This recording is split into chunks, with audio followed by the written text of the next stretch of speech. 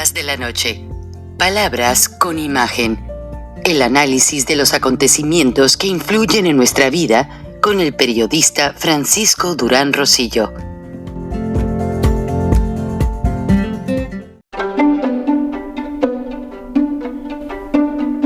Durán Rosillo te saluda y los saluda a todos ustedes, su amiga María Celeste Raraz, para invitarlos a que se suscriban a mi canal de YouTube, María Celeste Raraz, tal como mi nombre, donde les informo todas las semanas sobre entrevistas que tienen un tema que ayuda a mejorarnos como personas y de paso son interesantes. Las pueden encontrar en mi canal de YouTube, así que los espero. Y se suscriben gratis. Bienvenidos amigos a otra charla de la noche, palabras con imagen, temas muy importantes hoy.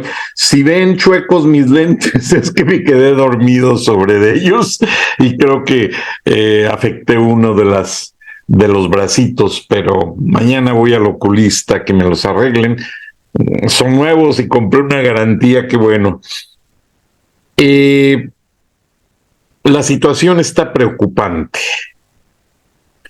Hoy les voy a desarrollar dos temas que merecen inmediata atención.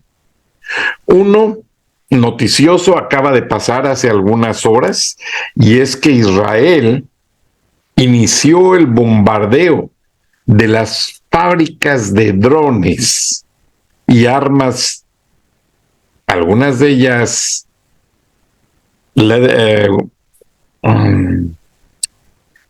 algunos de ellos misiles con cabezas, se cree, nucleares, en Irán. Y todo porque Israel sabe que esos misiles, esas armas, en las que también México tuvo mucho que ver al mandar componentes a Irán. Acuérdense que detuvieron un avión y ya habían hecho varios vuelos con microchips, con microprocesadores, para usarlos en esos drones para la geolocalización. Bueno, Israel, como lo van a ver en el reporte, y aquí les pongo a continuación, conseguí la versión en español de un medio judío, y pues ya empezó a atacar directamente a Irán.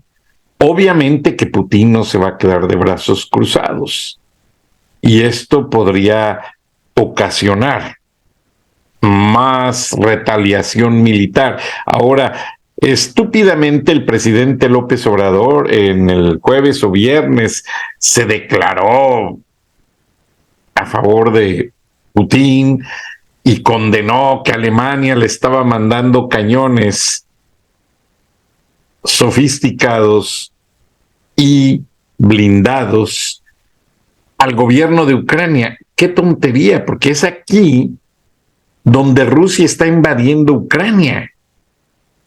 Entonces todos condenamos esa invasión. Permítame y les pongo las imágenes, pero antes de ello, si usted pensaba que esta charla es interesante y dice, bueno, eso a mí qué, como siempre, eso ya está involucrando a México. En lo que se ve venir es la Tercera Guerra Mundial. Número uno. Número dos, un grupo, se podría decir, de periodistas, científicos, investigadores, se pusieron a estudiar los efectos de cómo se opera el sistema Pegasus. Sí, el sistema que interviene en las líneas telefónicas, y México fue uno de los países utilizados en el experimento, que tardó casi más de un año. Voy a dejar correr toda la historia, es larguísima, es una hora. Fue presentado en los medios americanos y parece ser que en México no se ha dado a conocer nada al respecto. Pero La periodista Carmen Aristegui fue parte de la investigación. Y ella narra cómo a su hijo Emilio le hackearon el teléfono, incluso le obtuvieron información pues muy personal. No puedo decir yo, ya ahí en el reportaje ustedes van a ver, porque hablan en español y se traduce al inglés. No pude traducir toda la obra completa al español, pero se entiende de qué están hablando. Por ejemplo, el reportaje hace mucha alusión a aquel periodista de los Emiratos Árabes Unidos que escribía para el Wall Street Journal y el Washington Post, un periodista que fue a Estambul, en Turquía, a la embajada o al consulado de los Emiratos Árabes, a arreglar un documento precisamente para casarse con su prometida. Y ya no salió de allí vivo. Todo parece ser que lo sacaron en maletas ya descuartizado. Esta historia le dio la vuelta al mundo y fue muy conocida en los Estados Unidos por el hecho de que este periodista analizaba mucho la guerra petrolera, sí, la guerra política petrolera y la corrupción detrás de el árabe mayor, por así decirlo en otras palabras, que está a cargo de los Emiratos Árabes. Ustedes van a ver todos los detalles allí. Pero en cuanto a Carmen Aristegui, le pidieron sacar, ella tiene una infinidad de contactos. Entonces esta gente encontró los números de teléfonos más rastreados y ella les estuvo dando nombres de esos números, y hasta Alejandro Encinas resultó ser ahí uno de los contactos y uno de los que también no se sabe si era enlace o vayan ustedes a saber qué pasó, pero el caso es que sale Alejandro Encinas, la hermana de Carmen Aristegui, la productora que le hace los fragmentos para CNN en español en México, etcétera, etcétera, y se desmadeja ahí toda la historia. Vale la pena verla completa y se las voy a poner. Entonces, quiero que por favor la aprovechen con mucha atención. Por ahora, lo que les voy a poner es un fragmento de esta historia triste sobre los bombardeos israelitas a Irán. Y honestamente, aunque Irán sea un país pues que básicamente se ha pronunciado meramente a favor del terrorismo, pero ahí viven personas, viven familias, y pues me duele la verdad cuando un país es bombardeado.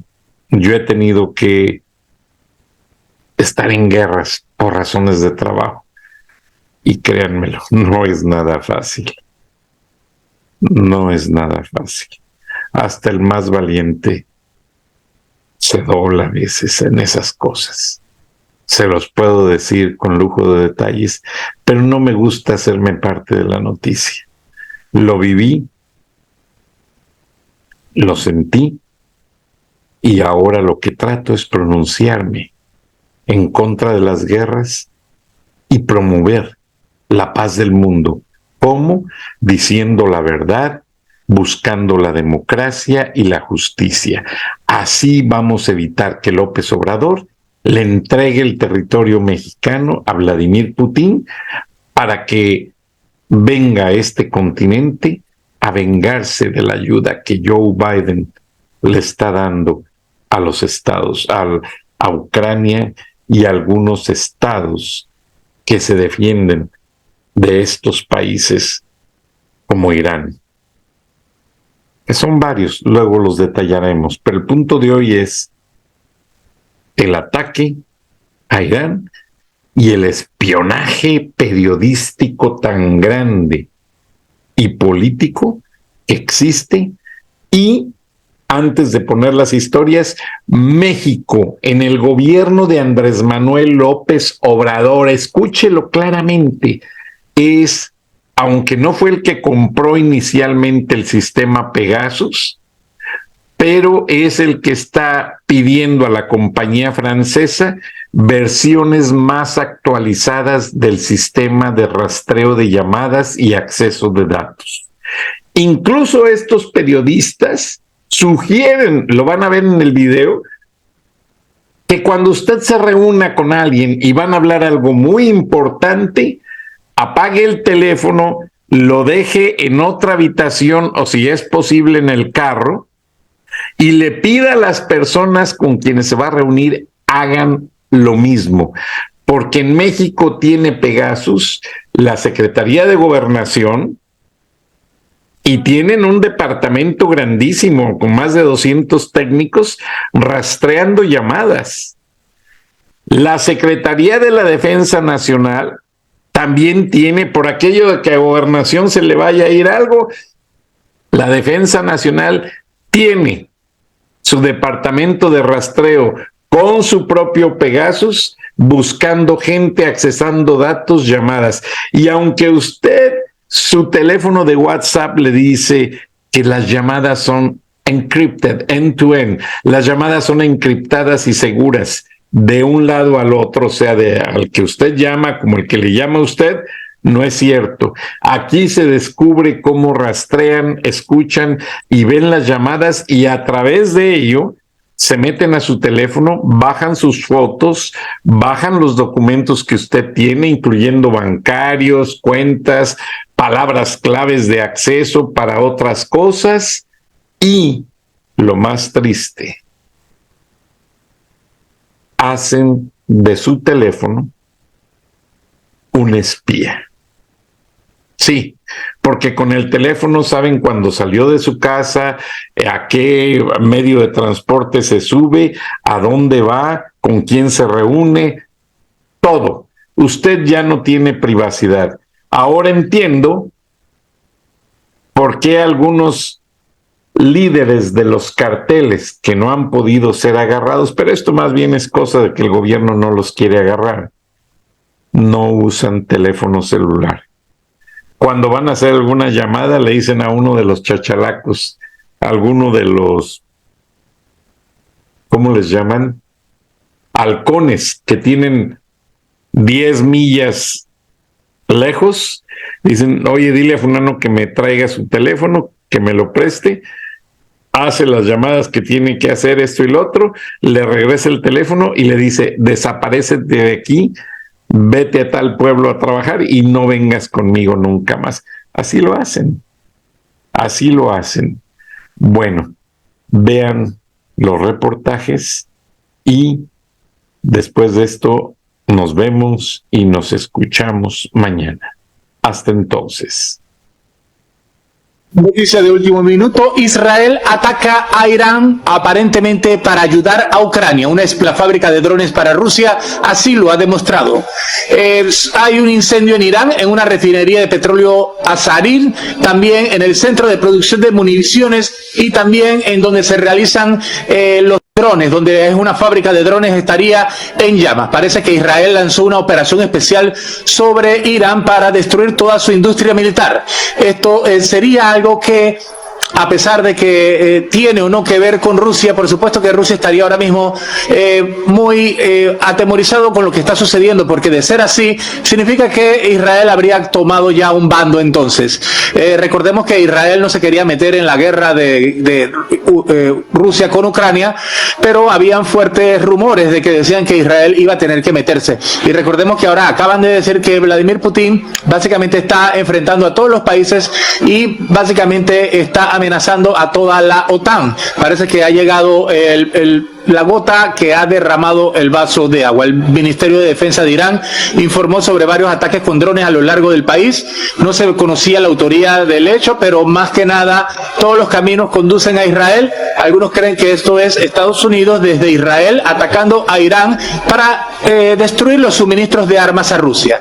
Y es que la inteligencia habría definido que en Irán se estaba terminando de construir una cantidad muy grande de drones para ser enviados a Rusia, y también de algunos misiles. Esto, por supuesto, anticipa entonces todo lo que viene haciendo Occidente para ayudar a Ucrania también. Esto, por supuesto, va a ser disfrazado por otras razones para que se crea que Israel tiene otro tipo de problemas con Irán, que es cierto que lo tienen, pero también esto solamente le conviene más que nada a Ucrania y no a Rusia. Al contrario, el ataque con aviones no tripulados tuvo como objetivo una instalación militar que está vinculada al Ministerio de Defensa de Irán en una ciudad de Isfahán y provocó una explosión.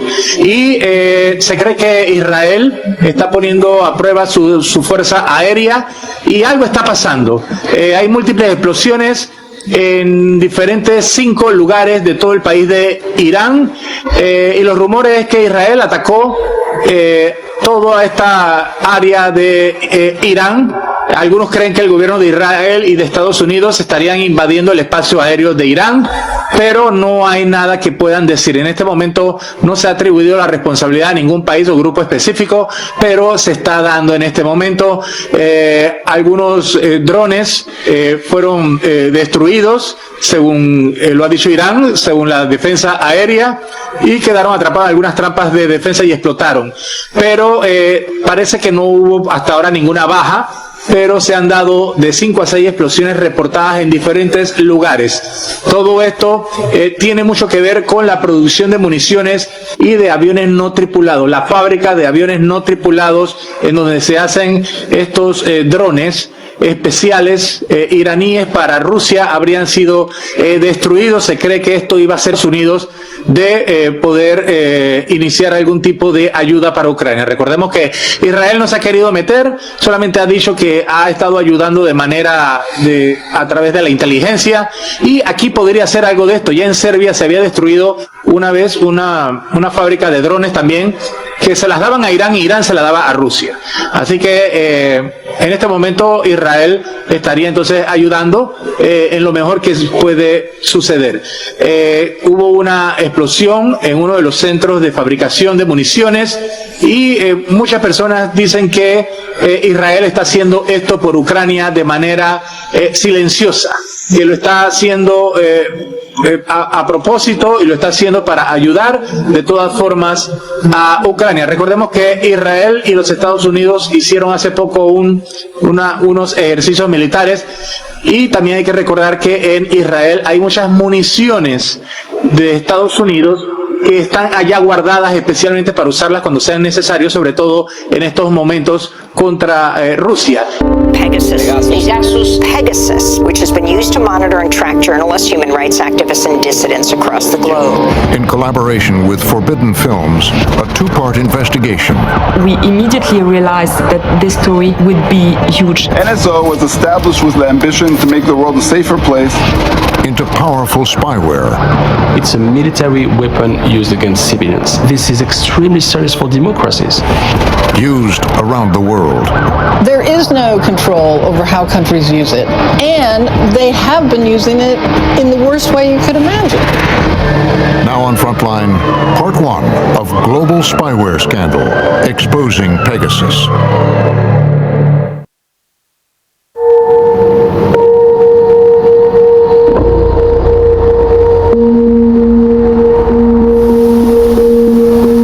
Our phones are not just our phones. We call them phones, but they're not phones, they're computers. And they're like extensions of our body. They're with us all of the time. And if they are turned into a surveillance device, I don't think it's an exaggeration to say this was something that even George Orwell in 1984 couldn't imagine.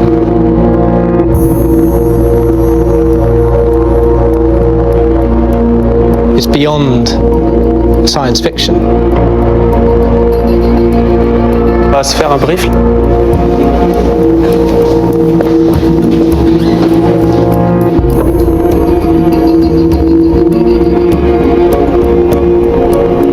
La base de données est vraiment explosive.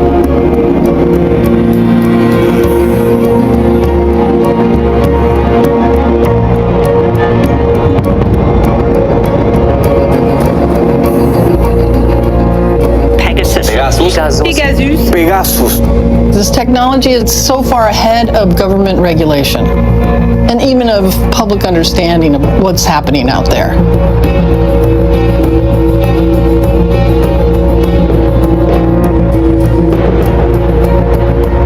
All of us suspected that if NSO Group was giving authoritarian and repressive regimes such a powerful instrument of surveillance, that it was pretty likely that this technology would be abused. But none of us had been able to prove it on a systemic scale.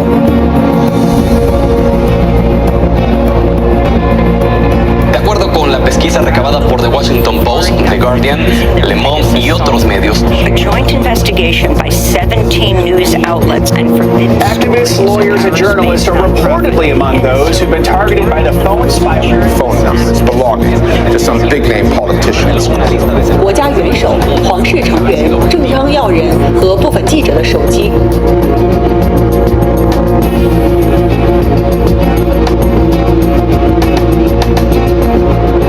Device that you have in your pocket could be a spy that is spying on your life.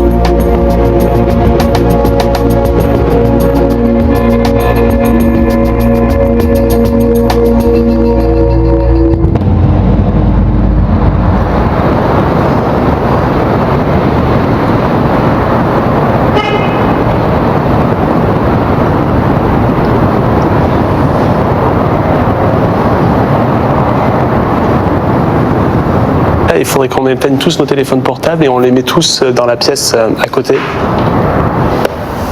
Si vous pouvez aussi éteindre totalement vos ordinateurs.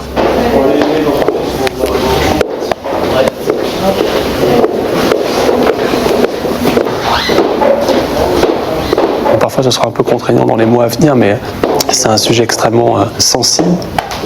On a une énorme fuite, un énorme leak des numéros, il n'y a pas de nom. Et donc il y a un gros travail d'identification à travers ces numéros, en fait, quelles sont les personnes ciblées.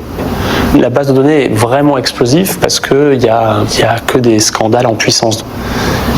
N'en parlez pas à votre premier cercle de proches. Vraiment, faut absolument pas en parler.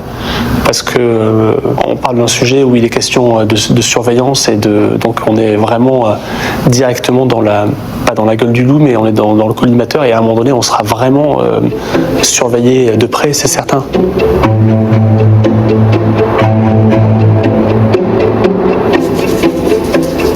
The list doesn't have any names. You have phone numbers, area country code, some timestamps as well, and it's a list that is about 50,000 phone numbers from 2016 to 2020.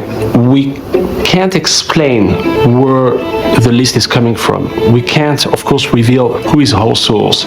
Officially, the Pegasus spyware is not working on any +1 US phone numbers. It's not possible. The numbers, they are mostly in 10 countries, and most of these governments are known to be clients of NSO Group who make Pegasus. Pegasus is designed to infect phones like iPhones or Androids, and once in the phone it can extract and access everything from the device. The phone books, geolocation, the messages, the photos, even the encrypted messages sent by Signal or WhatsApp. It can even access the mic or the camera of your phone remotely. It's like a person over your shoulder, a person who will see what you are seeing, a person who will watch what you are watching, your emails, your encrypted communication, everything. So once you are infected, you're trapped.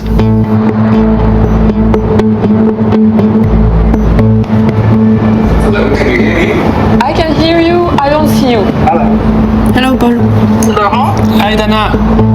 Hi, how are you? Hi, Dana. Good, and you? We decided to reach out to some partners, the Washington Post, the Guardian, and many other ones. We wanted to tell you about some information we have and about a new project we are starting. We had no names attached to the numbers. We needed more journalists. We needed reporters on the ground who could reach out to some victims. We need people with tech expertise. We still have to identify numbers. Many of them actually haven't been identified yet, so we need your help on this. the moment they mentioned the numbers of phone numbers that they had, the quantity of phone numbers, tens of thousands, I mean, my jaw just hit the floor. There is a lot that concern India. Some people in Mexico, Information about Hungary. Azerbaijan and Kazakhstan. If Forbidden Stories have got data that can identify not just who the customers of NSO are, but potentially point in the direction of who the targets are as well, this is a game changer. This could be transformative in terms of our understanding of the whole cyber surveillance industry. I specialize in national security reporting, so surveillance is part of my beat, so to speak. You could see patterns starting to emerge, and you could almost like touch, okay, that might be a story. You know, here's something that's happening in Azerbaijan. That might be a story. Okay, I see what the Moroccan story might be. It's like watching a photo emerge in a dark room. We will shortly be arriving at Elephant Castle. Change here for Waterloo and Northern Lines. We at The Guardian have been reporting about NSO for a long time. We thought it was really important to hold this company to account. And Israel has become a world leader in this industry and exports these tools all over the world. And if you like, NSO Group was in many ways, you know, the jewel in the crown. The NSO Group was recently valued at $1 billion. It is one of the most successful companies in Israel's startup space. NSO says they sell the software to governments around the world for legitimate purposes, fighting terrorism or violating local laws. Here was a company founded by 3 guys in 2010 that claimed to have 40 countries around the world buying its technology, that made bold claims about its technology being used to solve serious crimes and help facilitate national security inquiries. This was a big deal.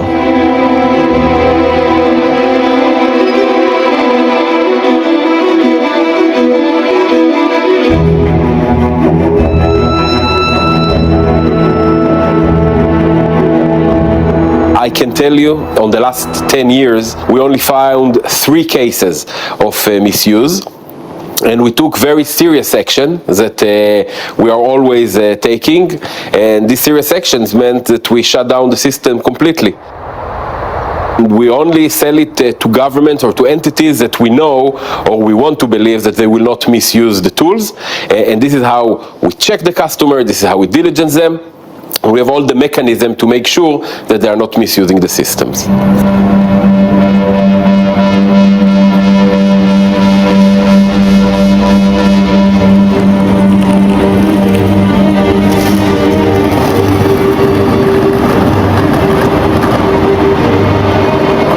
In the middle of Paris,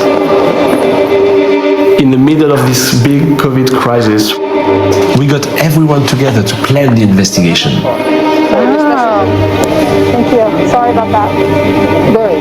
I'm Dana Priest at the Washington Post, and this is Craig Timber, who's joining me. Here is Carmen Aristegui and Sebastián Barragán from Aristegui Noticias. This is Paul Lewis from The Guardian, and Steph, many of you will know, writes a lot about NSO. This is the Le Monde Corner. This is Martin, Christophe, and I'm Damien.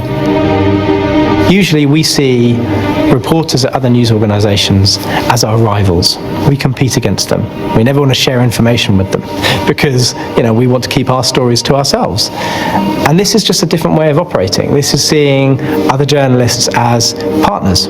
We are really one group with one goal, publishing those complex stories. And we worked with more than 80 journalists, and we set up a publication date of July 2021 that gave us about a year to investigate the list. We would, even in order to protect the source, that's clearly something that is very... The main task for us and from all the partners was to identify the names behind the phone numbers. That was crucial.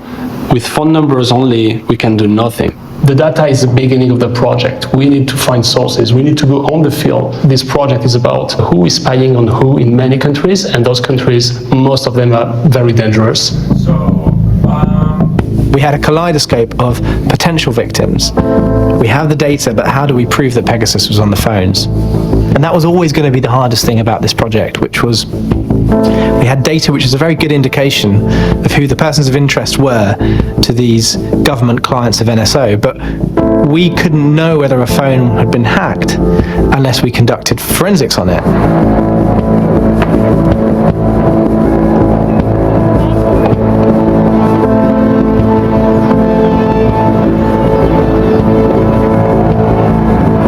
Claudio Garnieri is the head of Amnesty International Security Lab. He worked on creating a methodology, a platform that we could use during our investigation to have phones analyzed. He's a key element of that investigation. Without his expertise, nobody in our team would have been able to detect traces of Pegasus in a phone. It's a piece of code that looks very similar to all the others that you are running on your phone. It's just designed to do something that it shouldn't. Pegasus accessed certain files on the device, accessed certain records on the device, being from WhatsApp, being from the SMS on the database that you have on the phone, or access the GPS of the device, record the audio, or access the webcam, these kinds of things. Apple and companies like it try to create as many layers of complication as possible for an attacker. But the unfortunate reality is that against capabilities like those that Pegasus customers have, there's not much you can do from a digital security perspective. You can't really stop them meaningfully. You can only try to make it more complicated.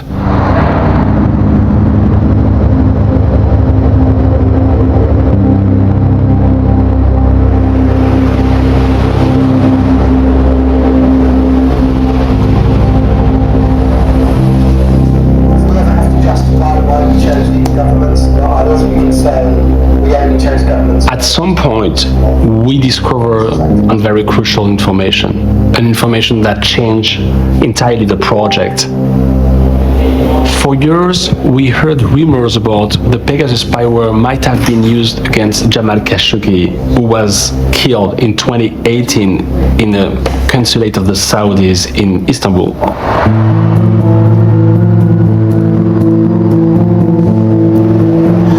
We found out about this list, the first thing we all did was to check for any numbers related to Jamal Khashoggi or anyone we knew who was associated with him.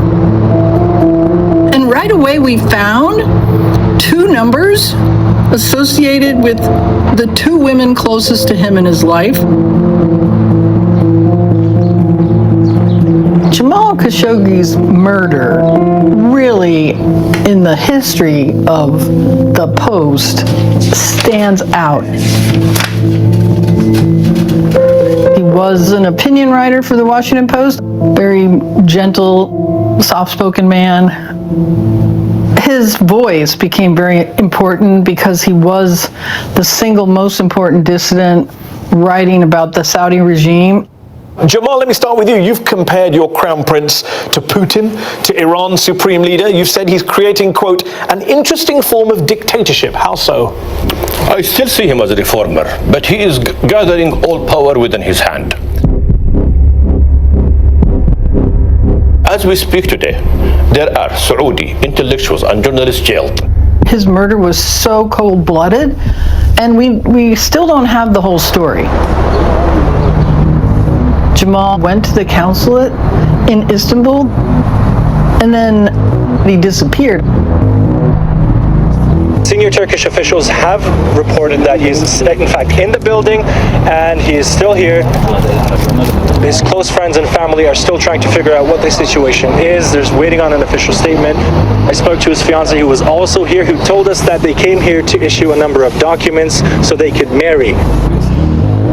They dispatched an assassination team that landed in a plane in the airport and came in cars with tools to hack him up, hack his bones, and carry him out in a suitcase or suitcases.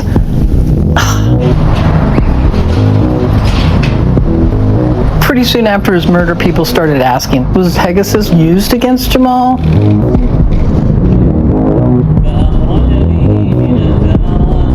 word is that you sold Pegasus to them, and then they turned it around to get Khashoggi. Khashoggi murder is horrible, really horrible. And therefore, when I first heard there are accusations that our technology been used on Jamal Khashoggi or on his relatives, I started an immediate check about it. And I can tell you very clear, we had nothing to do with this horrible murder.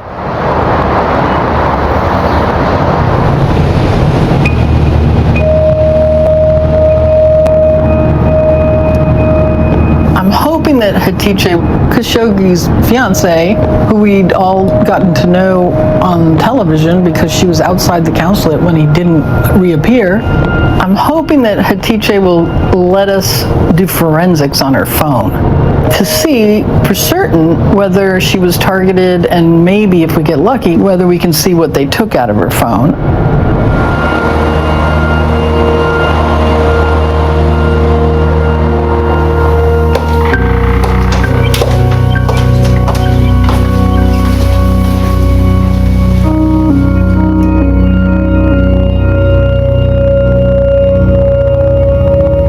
They killed my future. They killed my life. I felt inside me something changed and broke.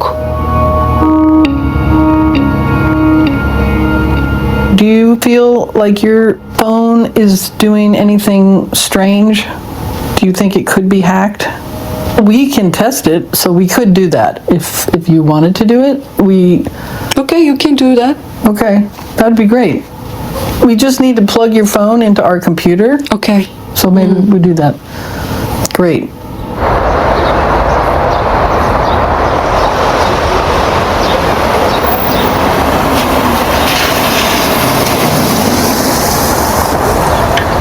Hello? Claudio? Hi. It's Dana. Hi, how are you? I don't know, you tell me. So, I checked both the uploads. The new one seems clean. The old one, however, has some traces on the 6th of October of 2018. Seems to have been papers compromised, which was followed by some additional traces on the 9th and then on the 12th. There's also an additional record in June of 2019, but that seems to be probably a failed attempt, and I don't see anything following that. Okay. The analysis proved that the phone belonging to Jamal Khashoggi's fiance had been infected with Pegasus. Then we find out the date, which is 4 days after his murder, when she's still trying to figure out what's happening. And it just seemed like such a ballsy move to surveil the person who has become the public face of his disappearance.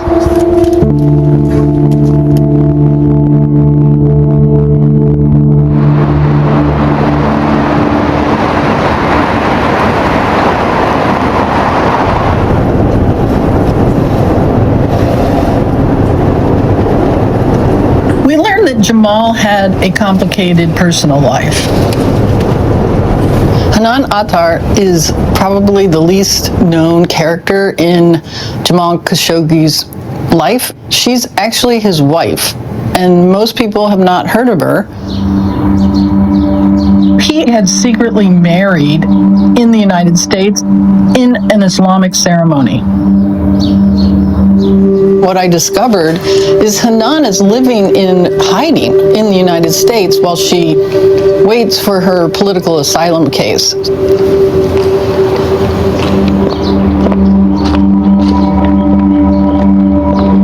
She was a flight attendant for Emirates Airlines, and so she flew all over the world, and she was communicating with him on foreign phones.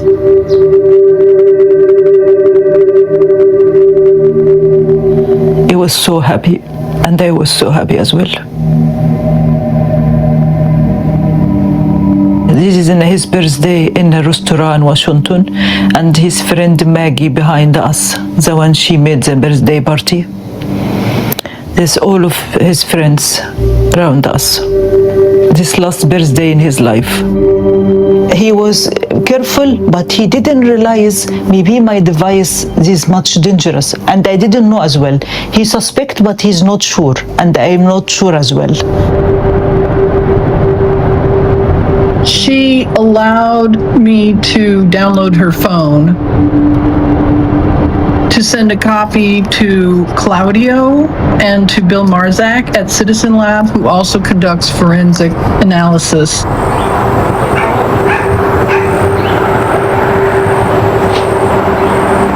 What I did is I analyzed all the available data on 2 Android phones and 1 laptop belonging to Hanan.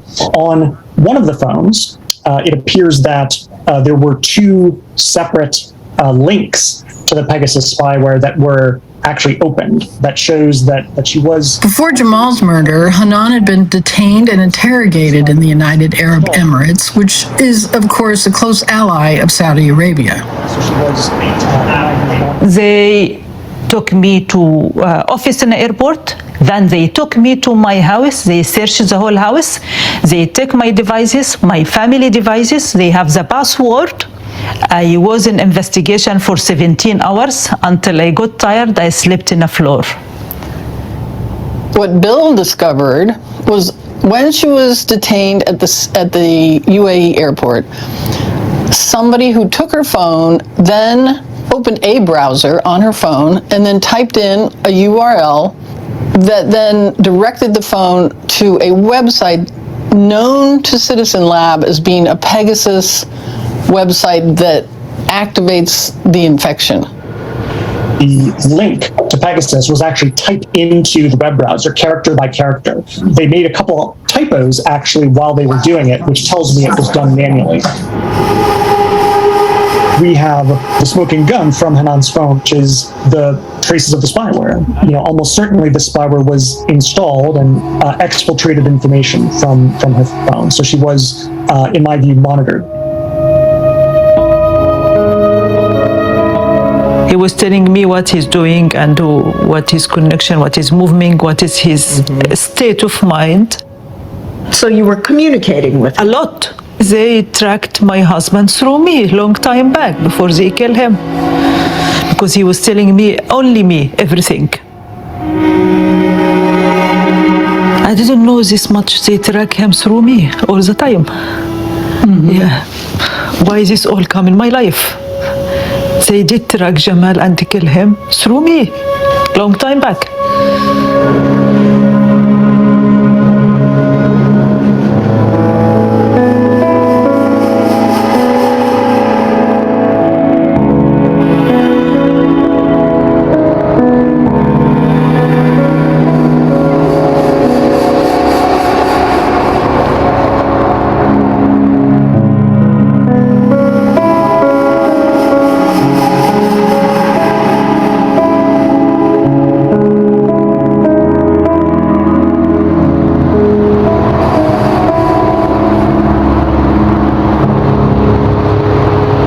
Getting evidence on the device of Hanan, on the device of Atice, all of that was breaking the narrative of the CEO of NSO Group, who told to the press that that spyware were never used against the Jamal or the relatives of Jamal.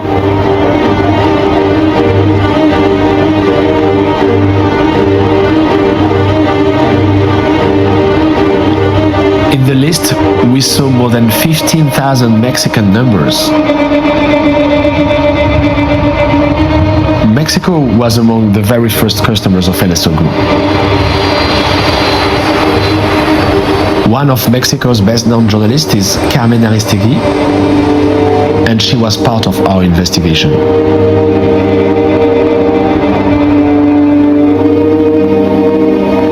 She has maybe more followers than the president of Mexico. And we needed to understand who those phone numbers in Mexico belongs to.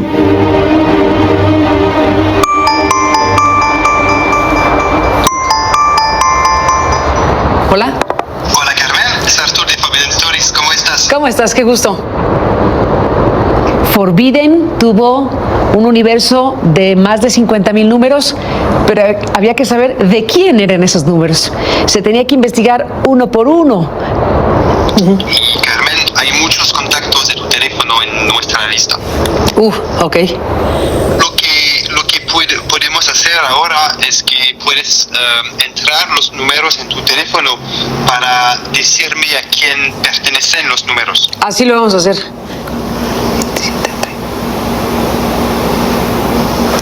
Tengo un directorio nutrido y entonces ese directorio lo cruzamos con los números de Forbidden y los números de mi directorio. El tercero es Sandra Nogales, que durante muchos años fue mi asistente. Ah, caray. Tengo aquí una sorpresa. El séptimo número corresponde a Karina Maciel. Karina Maciel es la productora de mi programa en la cadena de televisión CNN en México. Otro colega periodista de la revista Proceso, Alejandro Caballero. Al cruzar, empezaron a salir nombres, y nosotros decíamos, ¿hasta dónde va a terminar esto? Caray. El que sigue es Alejandro Encinas. Es un muy importante político de la izquierda y estaban ahí políticos, diplomáticos, abogados, periodistas, activistas, defensores de derechos humanos. Ay, caray.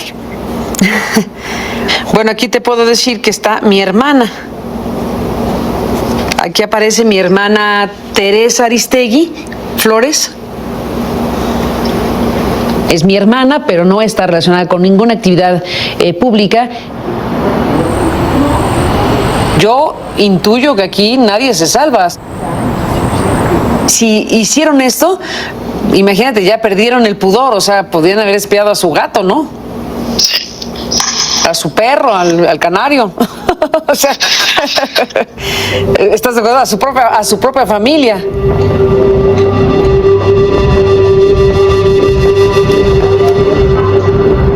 We knew from a previous investigation that Carmen's phone was heavily targeted with the Pegasus in 2015 and 2016. So from that date, she is still investigating NSO Group, the Pegasus spyware, all the agents and operators who are using that in Mexico.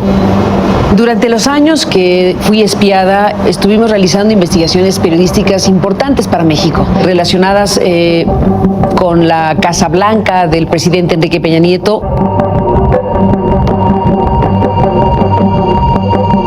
Una casa en un barrio muy lujoso de la Ciudad de México, en posesión del presidente de México, de Enrique Peña Nieto y de su familia, que no podían explicar, que desde luego no podía haber obtenido el presidente con los ingresos que el presidente pudo haber tenido como presidente, como gobernador o como hijo de una familia de clase media.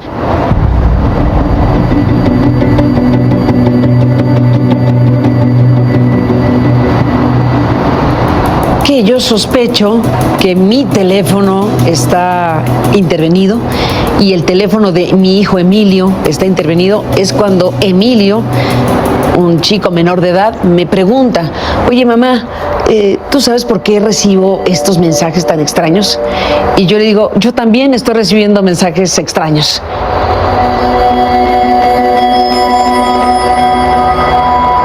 Sí, yo te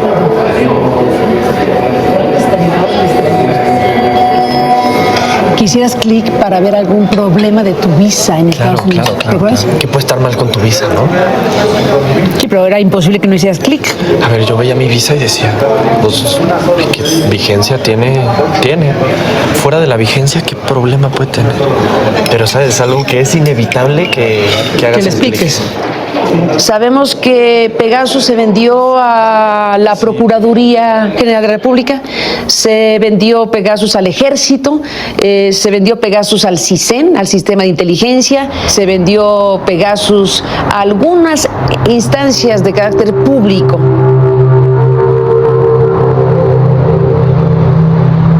No puedo decirles mi nombre. no puedo referir con exactitud la institución en la cual me desempeñé. Y puede resultar peligroso para mí la identificación y el conocimiento de que yo tengo o tuve acceso a cierta información.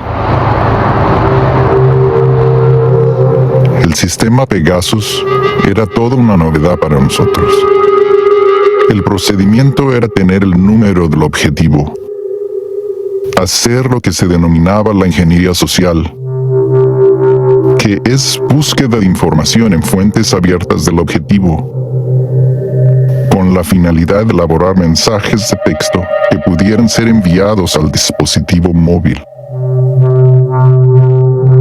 Debería ser 1 o 2 intentos muy precisos con información que le resultara útil al objetivo y que éste pudiera dar clic.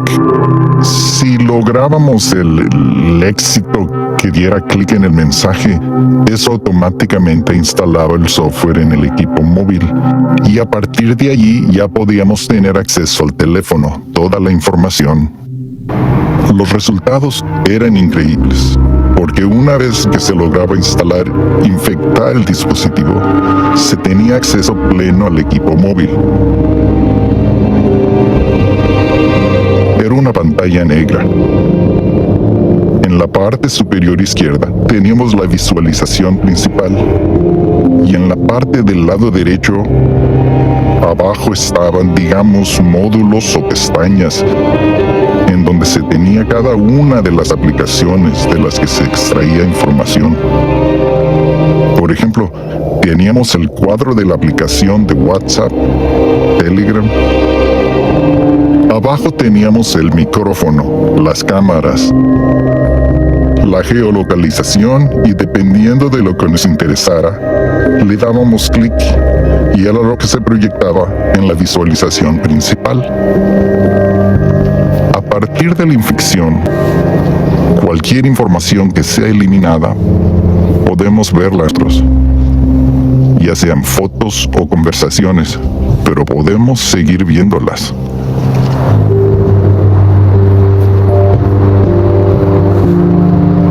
Cuando empiezas a saber qué cosa es Pegasus, te vas de espaldas. Quedas desnudo frente a un poder que no sabes quién detenta. Quedas vulnerable frente a alguien que está observándote bajo una lupa. Pueden estar contigo en la oficina, en la regadera, en la cocina, con un amigo, con una fuente, todo el tiempo.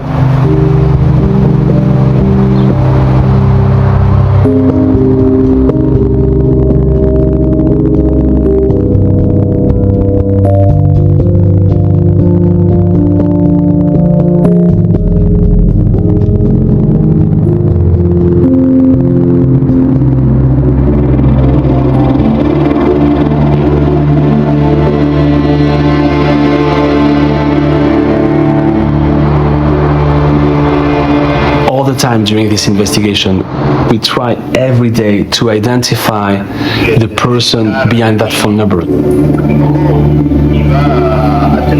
This is what all the partners and the Forbidden's team were doing most of the time. Basically, the consortium had access to a list of potential targets. They included my number? Exactly. To be sure that he was indeed infected or surveilled, we would have to run forensic analysis. When I hear this from you, I was a little bit not sure to talk. And I don't know if my giving a code to you, it will help me. I don't know, because I don't trust the government anymore. So I do not want to put myself or my family under risk. I reached a stage, I realized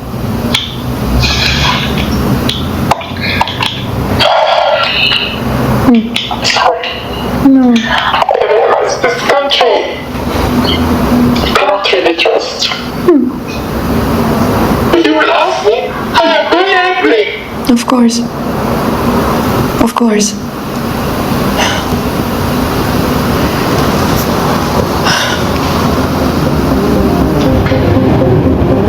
I I saw one number in the list that belonged to a friend, a journalist in Azerbaijan.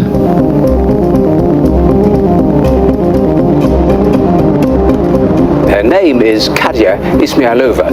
She's an award-winning investigative reporter and an outspoken critic of the government, renowned for her exposés of corruption at the hands of the country's president. Azerbaijan, you have a lot of oil and gas. It's a dictatorship, and the dictator's name is Ilham Aliyev. And this person and this state is extremely violent against dissidents, political opponents, journalists. I first met Khadija Ismailova in Azerbaijan in about 2006-2007.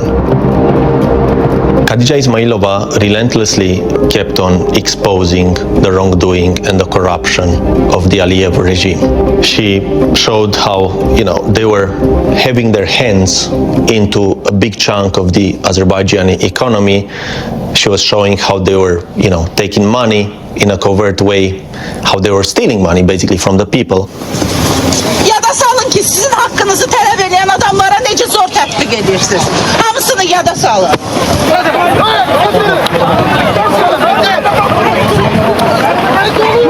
And she kept on doing what she was doing, and she got arrested.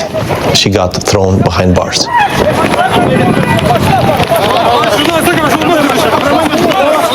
After all this investigative reporting, Khadija became a prime target for the government in Baku and for the Aliyevs.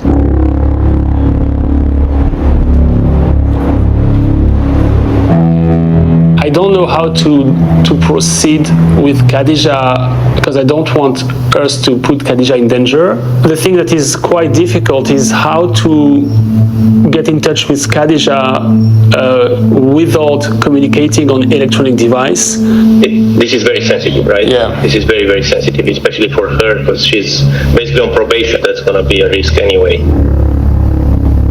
We learned that Khadija was about to go to Turkey for some personal reasons. And so we set up immediately a team who went to Turkey to meet Khadija once she landed in the airport.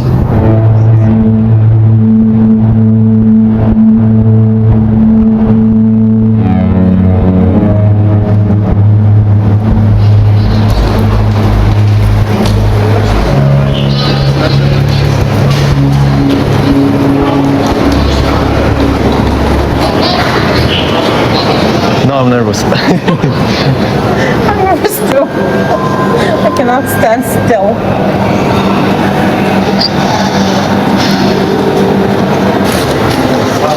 Khadija!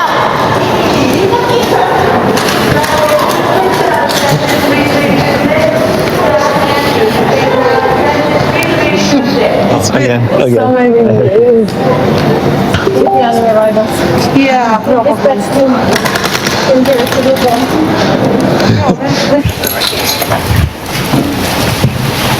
It's a lot for an Airbnb. Yeah. Good size. So we can open windows. We can take it off, right? Not too long. Very soft.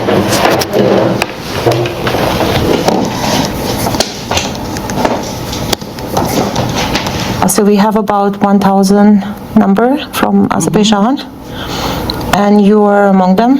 Oh. And then we also have some people who are your friends. Okay. And what does that program do? So what the program does is, it basically, without you knowing, it installs things on your phone, and then it allows. Even if I didn't click on anything? Yes. So the secrecy of this, it's called Pegasus.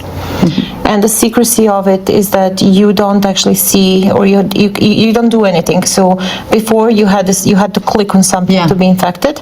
In this case, it all happens in the background, and you have no idea that you're infected. And when you're infected, it's transmitting your messages, your images, everything that's happened on your phone, including on Signal, because they have the phone itself. And it's legal to sell it? Yes. So what we know is that most likely sometimes in 2018, the government got it. Okay. And we have a lot of data from 2019. And you know, that was a big year of protests. You were on a hunger strike with other people. You guys had a woman march. You were leading the march. It's kind of the most in the country. So one way for us to verify that, you know, what exactly, you know, was done in your case would be to do forensic on your phone. Yeah, why not?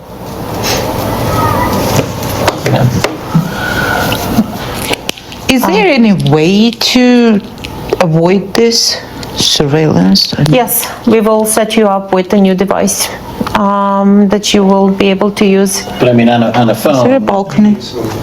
there'll always be some way, you know, to do it, but there are other ways to communicate securely.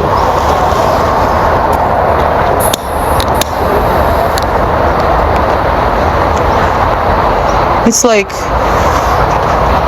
it makes you to want to live in the bubble, but then, like, so no one can enter, like, in some sort of, and then, like, living in the inside the condom, but then you cannot reproduce.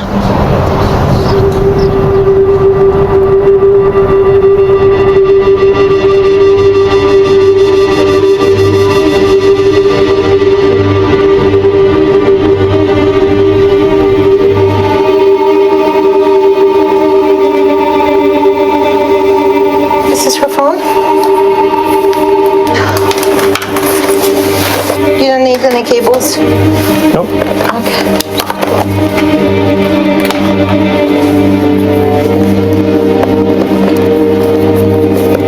Do you know if she still has a backup of? Yes, she does. Yes, she does. Well, right now I'm trying to jailbreak the phone. Hopefully it works.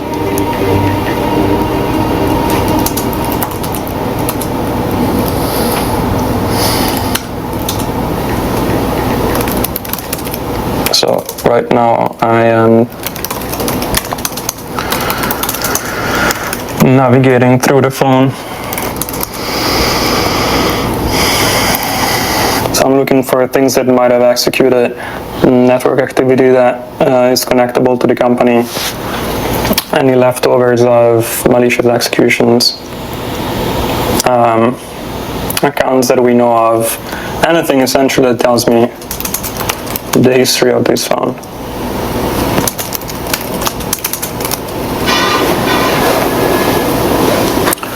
It's interesting. It's not something I've seen before.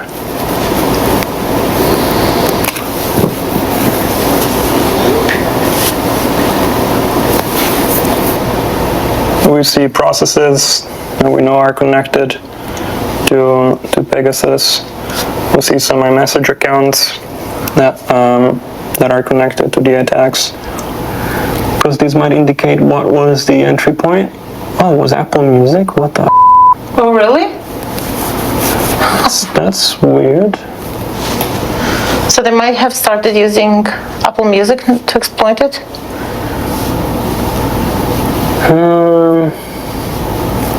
I have to do some more digging on this, because I need to look up like what specifically these applications are. She's definitely among the ones most targeted.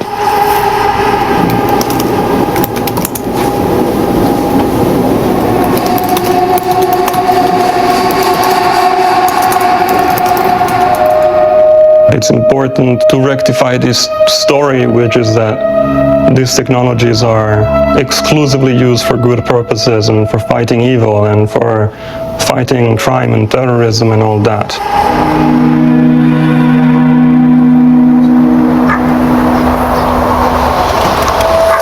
Okay, so no, Khadija is coming. Hi, Claudia. Hi. So now tell me how bad it is. Okay, definitely some records that indicate various points where the phone seemed to have been compromised. So I started feeling like I played doctor in the 1300s. I'm basically kind of just keeping the death count. I'm contributing to creating a trauma here, and I can see it in many cases. Like I can see it that they are, right now they're going through a traumatic moment, and I'm like that person in the room that is breaking it.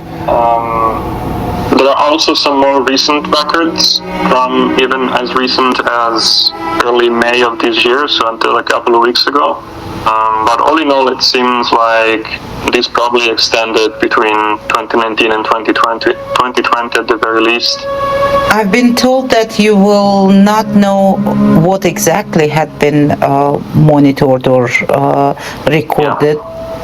With this kind of monitoring technology, the point where they have that level of access to the device, virtually everything is possible. So.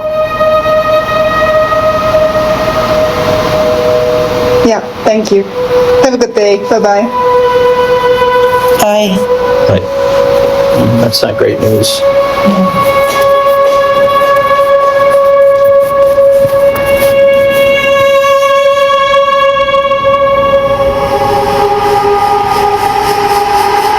All night I've been thinking about what did I do with my phone. And I feel guilty. I feel guilty for the messages I've sent. I feel guilty for the information sources who send me thinking that some encrypted messaging ways are secure. They did it, and they didn't know that my phone is infected. I mean, my family members are also victimized. The sources are victimized. Everyone, I mean, people I've been working with, people who told me their private secrets are victimized. Everyone, I mean, it's not just me. I put so many people in danger. And I'm angry. Again, I'm angry with the government, I'm angry with the companies that produce all these tools and sell it to the bad guys like Aliyev regime. It's really, it's despicable, it's heinous.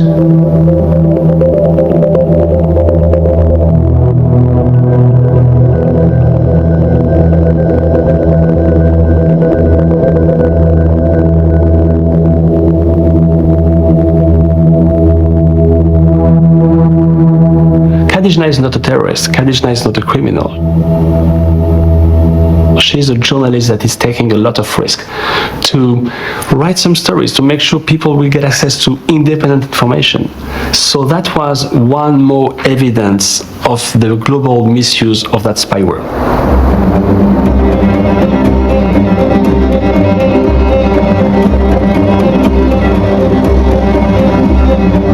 Powerful governments manage to retain their power by seeing off threats from people who are campaigning for democracy or holding them to account, or telling the truth. And here is a company that gave them a tool to do that. It's a military weapon used against civilians. And the civilians, they don't have any mechanism to help them in seeking justice, any mechanism to find some traces, any mechanisms to know that at least they are the target. You got a real sense that it was free-for-all. Right. There is no control over how countries use it. And they have been using it in the worst way you could imagine. Even after months of investigating, we kept discovering new things, new names from the list, politicians, heads of state, even a princess.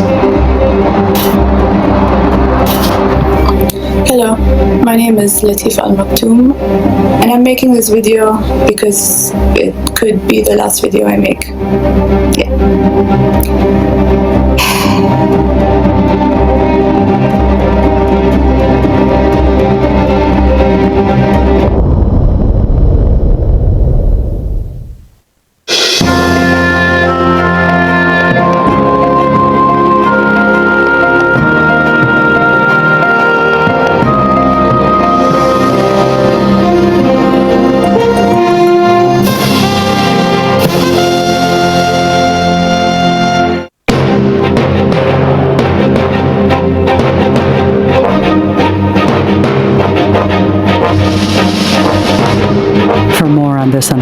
Frontline programs, visit our website at pbs.org/frontline.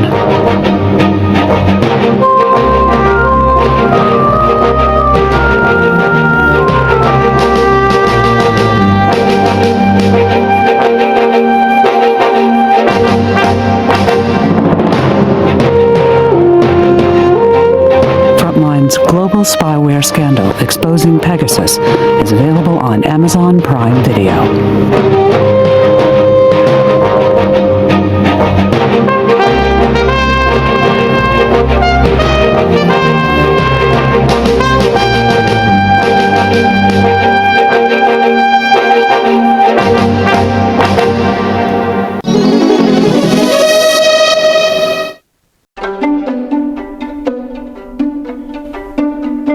Durán Rosillo te saluda y los saluda a todos ustedes, su amiga María Celeste Raraz, para invitarlos a que se suscriban a mi canal de YouTube María Celeste Raraz, tal como mi nombre, donde les informo todas las semanas sobre entrevistas que tienen un tema que ayuda a mejorarnos como personas y de paso son interesantes. Las pueden encontrar en mi canal de YouTube, así que los espero. Y se suscriben gratis.